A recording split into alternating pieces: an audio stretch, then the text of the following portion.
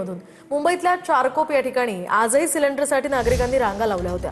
अमरावती, यवतमाळ, धाराशिवमध्ये सुद्धा सिलेंडरसाठी नागरिकांच्या रांगा पाहायला मिळाल्यात। आज सुद्धा गॅससाठी नागरिक रांगेत उभे असल्याचं या दृश्यांमधून दिसतंय।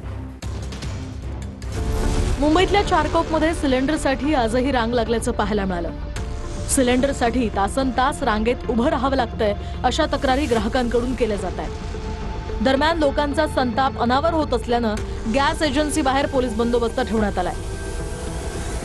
2-3 दिवसापासून रोज लाईन लावतो, ऑफिसमध्ये चक्रा मारतो आणि परत जातोय।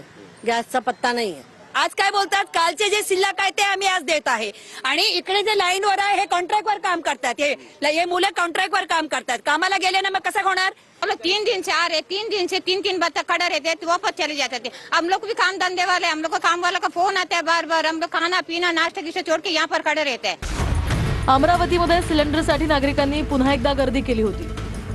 राजापेठमध्ये गॅस एजन्सी कार्यालयासमोर सिलेंडरसाठी रांगा लागल्या होत्या।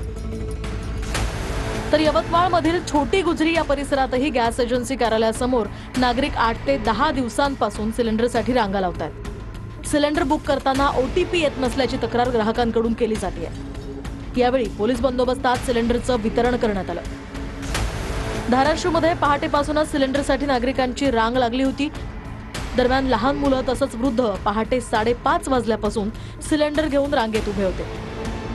सिलेंडर मिळवण्यासाठी लोक पहाटेच रांगा लावत असल्याचं हे चित्र धाराशिवमध्ये पाहायला मिळालं।